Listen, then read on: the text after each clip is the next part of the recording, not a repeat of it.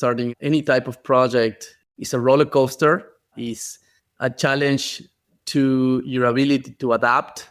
There was a time in which we got a lot of momentum and support. We were able to raise a lot of money from amazing investors, and we took advantage of that to really expand and grow our capabilities. More recently, that has changed, right? What some people call green hashing, right? Companies are not talking too much about their environmental actions because they fear criticism, right? So for us, it's been a time to adapt, a time to attempt to become more efficient and more focused, right? There was a time in which we were flaring, exploring a lot of different directions of how we could help, unlock this market. And now it's a time in which we're focusing and, trying to understand what is it that we can be the best in the world at. We're going to try to do a lot more with less and go through, a winter time because there's always a springtime in the other side.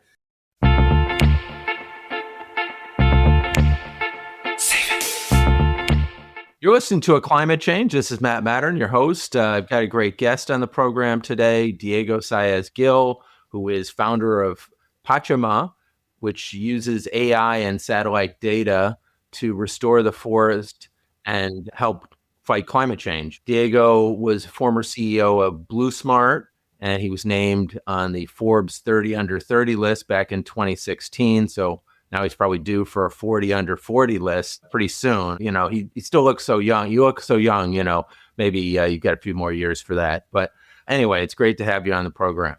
Thank you so much, Matt. Yeah, that was a long time ago.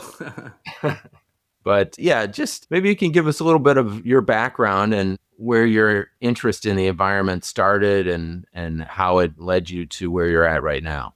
Yes, for sure. So I am originally from Argentina.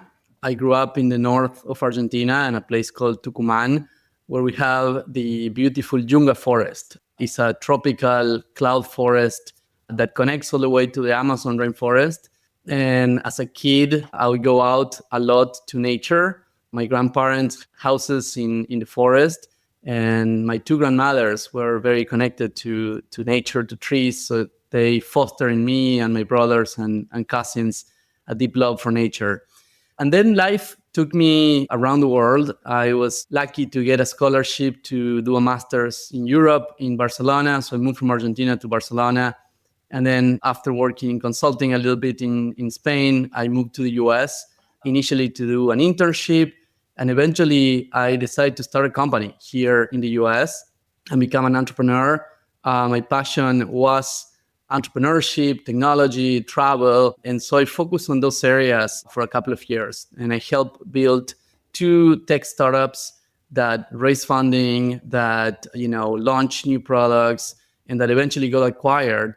But, after going through that journey of entrepreneurship, I ended up in a moment in which, almost a purpose crisis, right? Like, why I'm working so hard while the world is, heading into a very dangerous trajectory, right? With climate change, with the decimation of nature, and with the way that society really is building, these economic and systems that are not aligned with nature. So decided that I could contribute from the skills that I had developed, which were entrepreneurship, building new technologies, new products, and I thought that those skills could be useful. So it was actually after going on a trip to the Amazon rainforest. I took a mini sabbatical, after my last company got acquired. And in that time, I went back to South America and with my brothers decided to go to the Amazon. It was the first time that I got deep into the Amazon rainforest. And it's a very powerful experience to be in the middle of that giant jungle with these ancient trees. We were fortunate to stay with an indigenous community and got to learn from them the connection with nature they have. But also in that trip, I got to see deforestation on the way to the heart of the Amazon. And it's really heartbreaking to see a clear cut of what used to be recently a super dense forest with millions of species now turning into, bare land with some cows roaming around. So I came back from the trip, decided to do something about it. And, being a technologist now, I was aware of how satellites were advancing rapidly, how today we have hundreds of new satellites in orbit with cameras on it that allow us to see the Earth with a level of definition and frequency that was unthinkable before. Also, I was paying attention to AI and how with these new deep learning models and new computing capabilities, now we could process giant amounts of data and with that make predictions, create models that allow us to do predictions. Today, we're all familiar with large language models, right? Like ChatGPT style AI. But back then, I could also see how that was going to apply to imagery and to satellite imagery in particular. So with that is that we decided to start Pachama as a technology startup with a mission of helping protect and restore nature and address climate change, and the specific focus on developing these technologies, AI applied to satellite data to help measure, understand, report on what's going on forests worldwide, and in doing so, help drive funding and action to its protection and restoration. Because we believe, and now 6 years into building a company, and I can tell you more about the journey, but we believe that this can be reversed. We're seeing it already. Areas where forests are being restored, where deforestation is being stopped, and nature comes back. The resiliency of nature is amazing. So we're just there to help a little bit by observing, informing, and then driving funding and reporting on the impact of the actions. That's tremendous work. And I understand that you've kind of partnered with a number of big tech companies like Spotify, Google, Meta, Microsoft, and tell us how you partnered with them and how that's working out, and kind of what are some of the wins that you've been seeing by doing your work. Yeah, so we have the insight that today, like it or not, corporations have so much power and influence. In fact, the top tech companies in Silicon Valley have more economic power than all the governments of Latin America, right? So that is a force that can be channeled to for good, can be channeled to help protect and restore nature. And as it happens, many corporations are in fact committing to reducing and compensating the impact of their activities. And they have teams that are very dedicated to measuring the impact, measuring their CO2 emissions, but not just carbon, also their water impacts, their land impacts, and then investing in projects that can heal and compensate for that impact as they transform their operations to avoid that impact in the first place. So with that in mind, we partner with many corporations that today are investing in reforestation and regeneration projects around the world, or in conservation projects around the world. And of course, for these corporations, they want to make sure that they are investing in the right thing, that they can confidently, communicate what they're doing. So there is where our data, our insights allows them to, first source projects that are doing things in the right way. Second, diligence those projects deeply. And thirdly, track those projects and be able to help them over time as they advance. So as a result of those partnerships, we have helped drive tens of millions of dollars to projects in 15 different countries that are already having amazing results on the land. And of course, this is not just about nature. These projects are empowering local communities with jobs that are related to this bioeconomy of regeneration for the regions. It's kind of mind-blowing when you think of it that the Mag 7 stocks have more economic clout than an entire continent. And I was just recently in South America, and it is both an amazing place, but a ginormous continent. I mean, it's just huge. You look at Brazil and I think, oh, it's only about an inch, this little piece of the map. And it shouldn't be too far away. And it's like 1,500 miles. It's like, it's huge. I mean, if you put Argentina over Europe, you touch Morocco and Russia. Yeah, this is big countries. Yeah. So, and to think that we have companies that have the economic power of hundreds of millions of people. And these, they're not like, these are major cities. I mean, Buenos Aires, 18 million people, skyscrapers all over the place. It's not like it's a backward place. It's just mind-blowing the amount of wealth that is locked up in these companies so they're almost like state actors. So Right. where do you see this going to next, and how can you kind of level this thing up? Because the rate of climate change is kind of ratcheting up. We're not really knocking the emissions down sufficiently to kind of ward this off. We got to do a lot more than whatever we're doing. Great work thus far. No, not throwing any shade on you from your tree project, but Totally. Yeah, no. And of course, we also absolutely need state actors to engage. And, it's a little bit baffling what we're seeing right now, right? With some countries, the US exiting the Paris Agreement, right? And other countries really lagging behind on their commitments. But, I believe that in the long term, the direction is clear towards the absolute necessity to act on climate change. And along the way, we are going to see pendulums, right? And waves where sometimes the old thinking wants to, grab hold to, what they have, but inevitably, and especially new generations coming into influence and power, new generations who have a bigger stake on the future, because we are going to get to live on that future, right? In the 30s and 40s and 50s, where the worst of climate change is going to be seen. But look, I think that there are reasons to be pessimistic for sure when you see the continuation of the burning of fossil fuel, when you see the continuation of deforestation in so many parts of the world, and when you see again governments saying drill baby drill.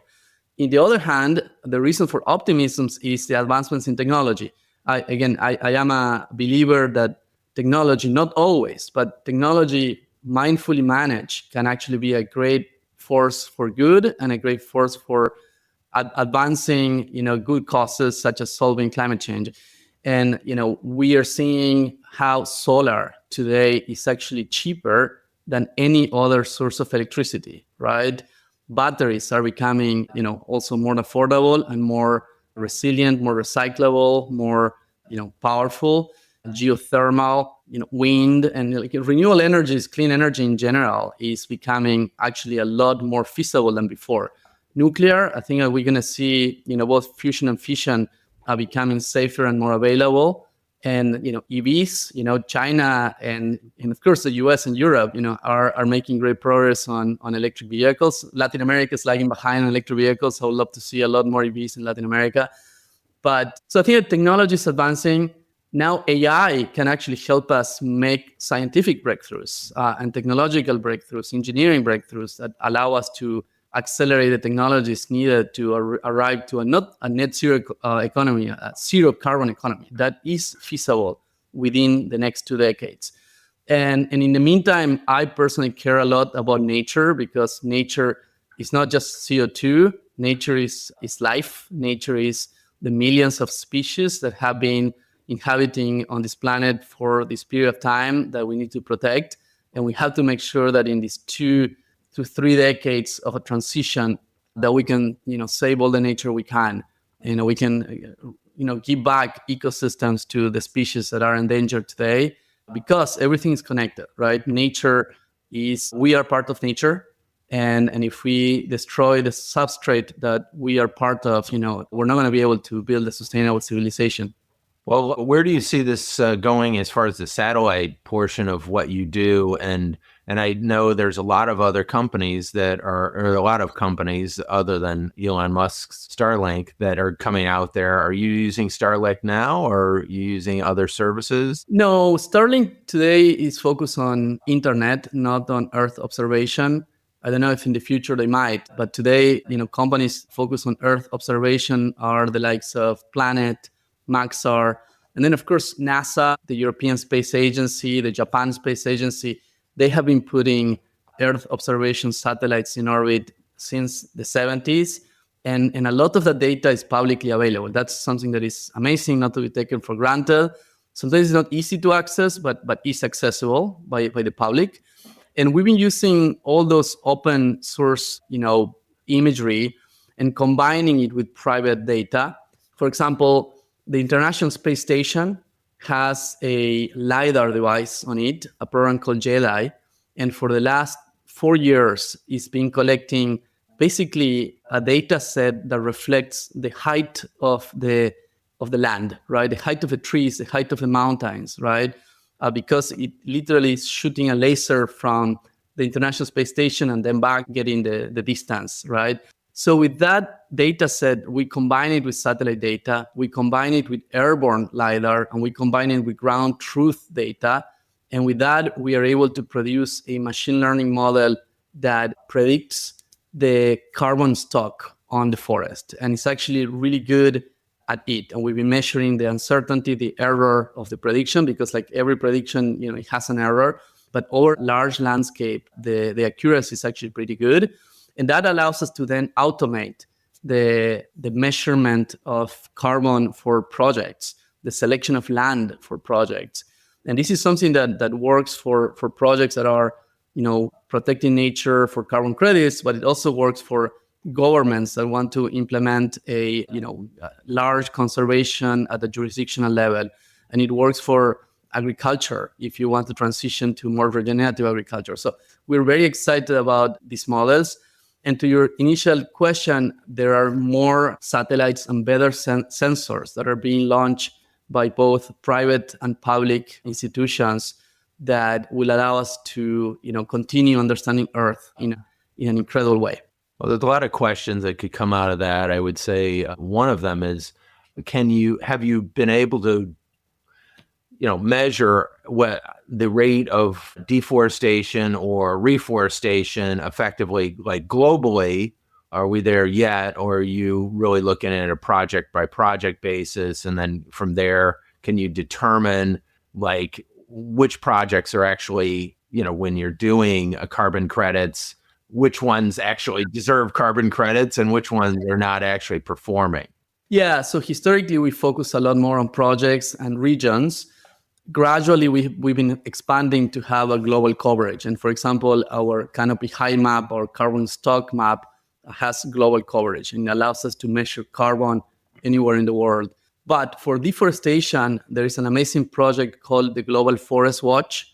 That's a project that is managed by WRI, the World Resources Institute, and they've been monitoring and reporting on deforestation worldwide. It's publicly accessible, and it's a really great source of understanding of deforestation.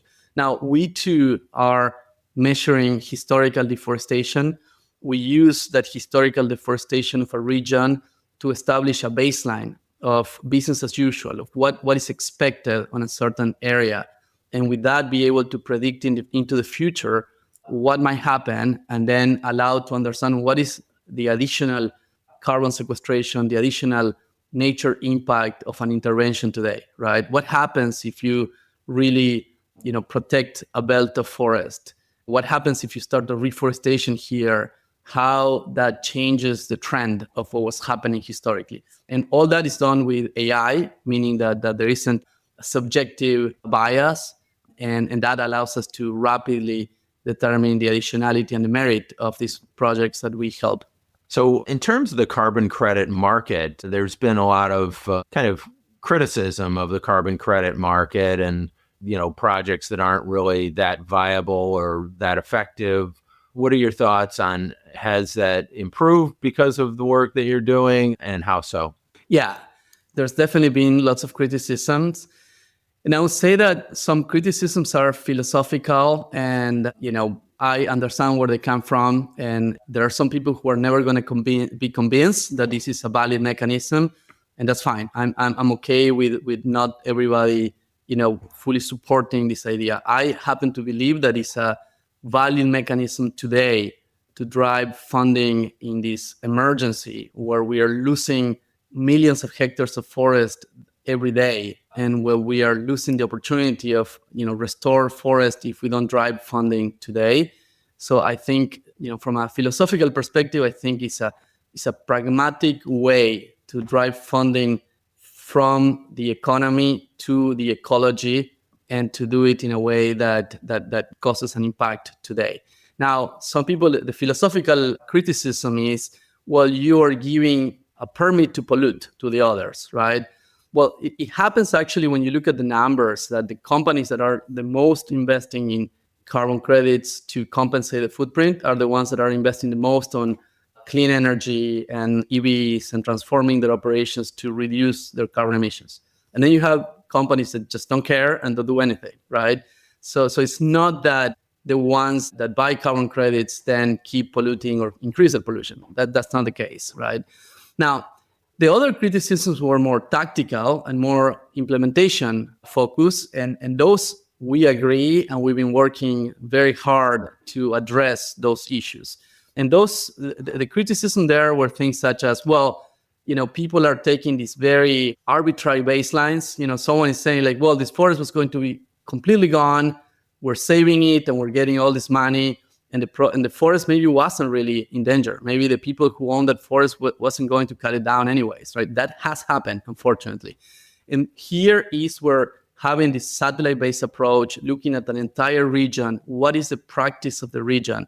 Is this an area where there is a lot of illegal deforestation or where there is a lot of aggressive harvesting, either legal or illegal? And is the practice that is proposed really going to change the trajectory of the landscape? Now we can have these more objective answers to those questions and make sure that only the projects who deserve, because they're effectively increasing carbon sequestration, get carbon credits. Other issues, were things such as, planting the wrong trees in the wrong place, right? Or people just, planting a monoculture of eucalyptus in a semi-deserted area, trees that they were going to cut down for timber in the future and getting carbon credits for that, right? These things shouldn't happen, right? So, and I think that the fundamental problem was that 10, 15 years ago, when this early market emerged, we just didn't have the technologies to ensure good scrutiny, right? So people were designing the projects, there were methodologies, but they were designing the projects, taking a lot of, flexibility on their approaches. And then you send an auditor to the field to check a portion of the project, and that was good enough, right? Well, today you cannot get away so easily. There are satellites that allows us to look at the history of a region, that allows us to look at the accounting of a project in detail, and that allows us to track the projects over time. And in doing so, really increase the quality, the transparency, and the accountability of these projects. And that's a process that's been happening for the last 5 years, I would say. It's not just Pachama, it's many companies and NGOs and alliances of organizations that have been working really hard to raise the standard, to make sure that the mistakes or the problems of the past don't happen again, and that we can establish the infrastructure for a market that can actually drive big volumes of money to projects that deserve it, and cause a real impact both on carbon, on biodiversity, and on the ecological and social impacts that we need to see on the ground.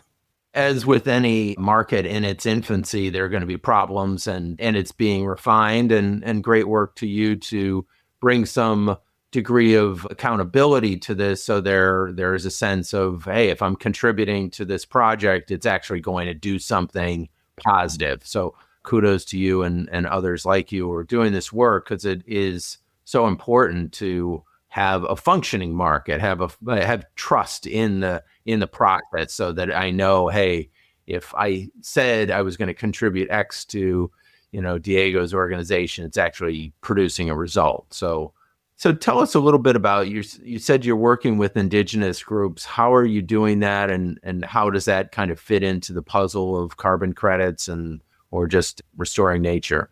Yeah, I mean, indigenous communities, local communities in Latin America and around the world, they are welcoming any tool that can help them, protect their environments, protect the lands where they have lived for thousands of years, right? So there's many indigenous communities that are designing either carbon projects or other types of projects that can help, them get the support, the funding, the attention to protect land. And we're actually seeing it with great success in places like Brazil, in places like Colombia, in places like Costa Rica, and so forth and so on. Now, I did want to mention that, the tools and technologies that we build cannot help just through carbon credits projects. There are other initiatives that are being pushed forward. Like, for example, the European Union has a law to avoid deforestation on the products they buy. It's called the EU Deforestation Regulation. And that means that companies that source projects from forest countries will need to monitor the supply chain to make sure that they're not producing deforestation, right? So if you're buying coffee in Europe, you want to make sure that that coffee is not coming from the forest in the Amazon and planting coffee, right? It's coming from an area where there was already coffee, or where you were, mixing coffee production with agroforestry. And so again, satellite data and AI can help there. Another approach is the idea of insetting. It's companies that produce agricultural products in their supply chain. They can enhance the ecosystems where their products come, right? And again, satellite data and AI can help on that. So I think at the end of the day, it's about using all these frameworks and coming up with even new frameworks that allows us to incentivize and keep accountable to those who are the drivers of deforestation and those who have the power to enhance ecosystems because they have an influence on them. Is there some kind of label that we could look at as consumers and say, hey, this is reliable? I know I see on products, say, free trade or, fair trade and stuff like this. And I'm like, okay, is this really reliable to show that this company is getting sustainably sourced products? Yeah, the Rainforest Alliance is an NGO that has been working on that for a long time. I think that they still have a long way to go, and that, hopefully more products, work with them. But yeah, they are one organization that is focusing on making sure that products are not destroying the rainforest. For timber, for wood, there is the FSC certification. And again, those organizations can also benefit from these technologies. They must use them. And in fact, we are in conversations with both of them about how we can partner, because ultimately the only way to audit these is by observing from space in real time what's going on the land, right, on those supply chains. So what excites you most about the role of technology and how it can play into our climate future? Yeah, I think that AI, the most optimistic vision that I can come up with for AI is that AI becomes our partner on Earth guardianship, right? AI, the way to think about it is artificial intelligence is an extension of human intelligence, and human intelligence is an extension of nature intelligence, of Earth intelligence, right? And if that is the case, then artificial intelligence is nature intelligence, right? It's nature intelligence now living on a computer substrate. And therefore, the purpose of artificial intelligence is to protect the planet in which it exists and from which it comes from, right? So I imagine a future in which humans and AI work together to create civilization that is aligned with nature, that allows us to have sustainability for real, for the long term, and where we can, then go on to explore the stars, right? But once we have actually built a sustainable, regenerative civilization here. Of course, that sounds, optimistic science fiction, but we have to have these visions of how, AI can be an ally and can be a tool for regeneration. I think it is possible. I think it has to be built into the AI models that, hey, we want to have a sustainable future. Well, how do I get there? Because the only way we're going to get to the stars is if we create a world in which we are sustainable, because we're going to blow the place up and there's going to be no getting to the stars. We don't have the rights yet. We don't have the right to explore the stars unless we have our home in order. Right. Yeah. Somebody posited on the show the other day any civilization that would be capable of going and traveling to the stars has completely sustainable, no carbon footprint, because that you've got to work that out, and I think that's got to be the model, is like, hey, and the problem is it seems like some of the AI models are kind of agnostic to values or anything like that. How do you deal with that? Look, everything is moving so fast on AI, and I think that every week you see new progress made both on the capabilities of these models, but also on the alignment of these models. And yeah, we are in this moment of extreme uncertainty, right? Of course, I paint an utopian scenario. There are dystopian scenarios, right, in which AI destroys civilization, right? And then there are intermediary bad scenarios where, we go through a transition period where tens of billions of people loses their jobs, and where society is really crumbling until we figure out a new stable state.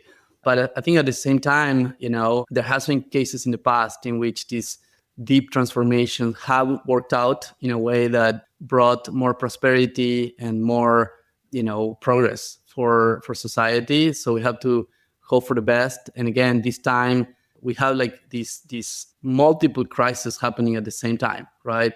Planetary boundaries being crossed, AI advancing full speed, and now the geopolitical order being, dismantled, right? So these three things are going to unfold during the next decade, and it's going to be a period of high uncertainty. But at the same time, sometimes that's the compost for what's new, for a new level of values and a new civilization that we know is needed. Well, certainly at the end of the day, we all have to live together, and we either destroy the planet kind of together or we save it together. There's two options. It's kind of binary. It's not like China saves it and we destroy it. Like it's gone.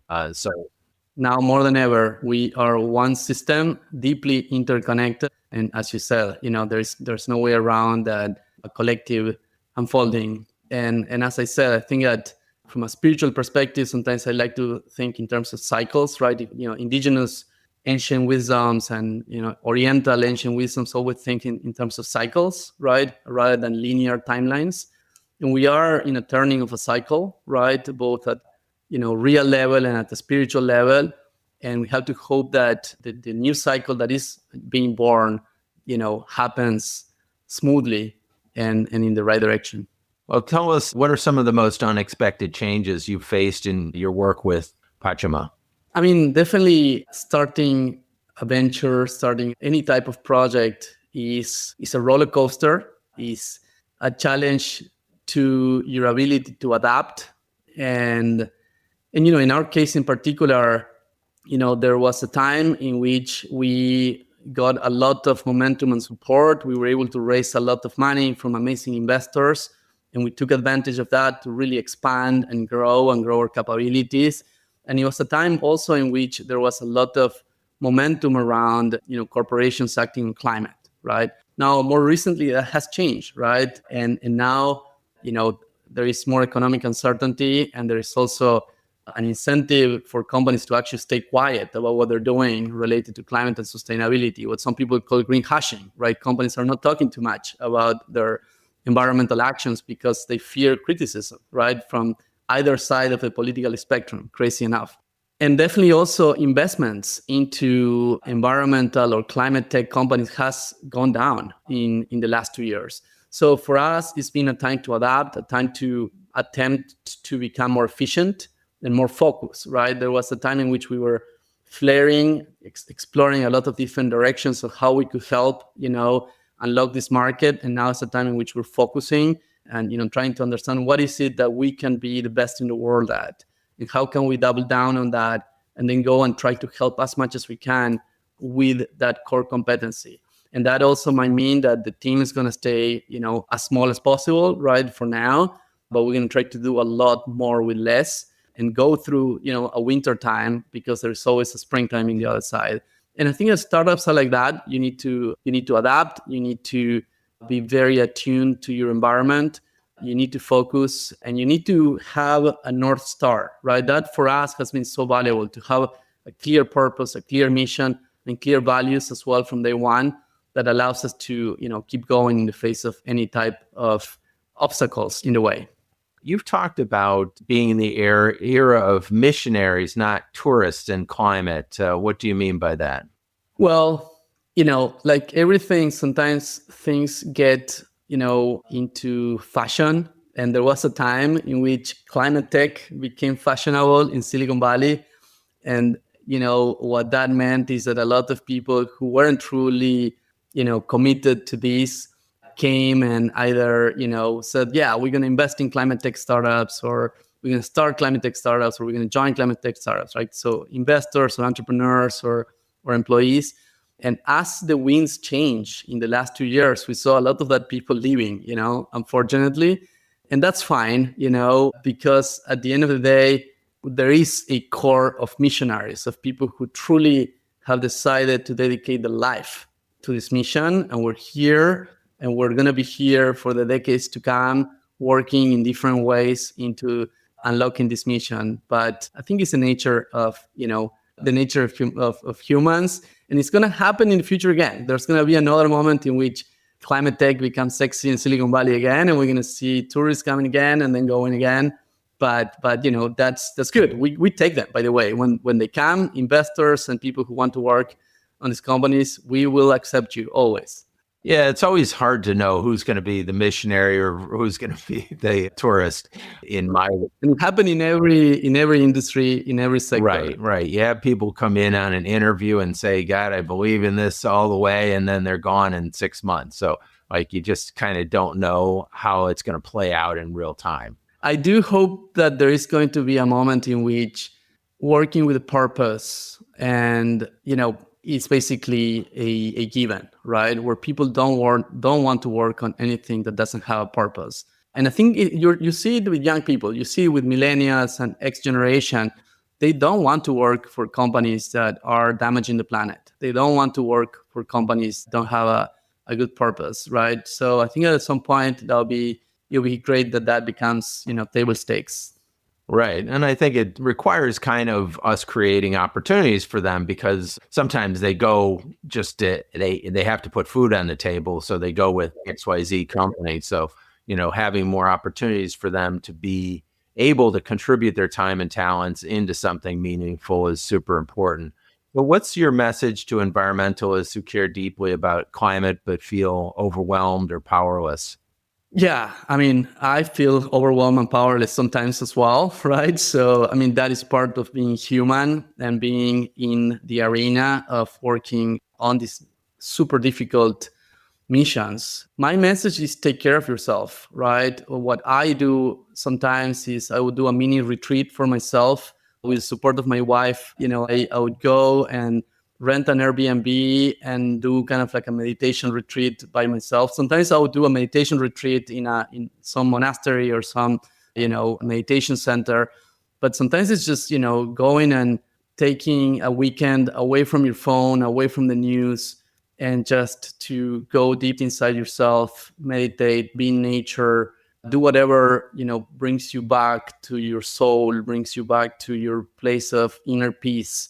And then on a daily basis, to me is meditation. For other people, might be yoga, might be running, might be something else. But taking care of your body, taking care of your mind, taking care of your soul, I think they're fundamental for those who are working on the world.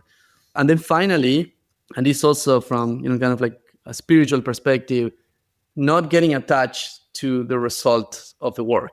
Like the Bhagavad Gita says, right? You are entitled to your effort, and that's what it's about, to doing your duty. And that's enough, right? And then what happens will happen. And you cannot get too attached to the results and the outcomes. Well, brilliant wisdom along with great science. Thank you so much for being on the program, Diego. I relate to a lot of what you said. I studied the Tao Te Ching a bit, and that's kind of a similar line from them is, hey, you just do the work and let go of the results. Align with the Tao. Yeah. So with that, we will break and do what we can. And that's, I think, the call to action, which you had said before, is like, do something. That best way to kind of shift one's mood is to get into action too, to, hey, take some even minor step, and then it'll lead to the next step. And sometimes have to remind myself of that simple truth repeatedly. So, and then another one is find community, right? Again, the Sangha, right? Find community of people who care, of people who you can talk about this with, of people who you can collaborate with. I think that, it's important. And, in general, in times of crisis, building communities of trust and love is super important. So don't isolate, and find your community. Excellent advice. Well, thank you again for being on the show, founder of Pachama. Everybody check out Diego's website at Pachama and contribute to it, get involved. and let's keep moving forward. So have a great day, everybody. Thank you, Matt, for your great podcast. Thank you. To learn more about our work at A Climate Change and how you can help us reach our goal planting 30,000 trees in the Amazon this year, visit aclimatechange.com. Don't forget to subscribe to our podcast on Apple, Spotify, YouTube, or wherever you get your podcasts. If you like this episode, please share it with a friend. See you next time.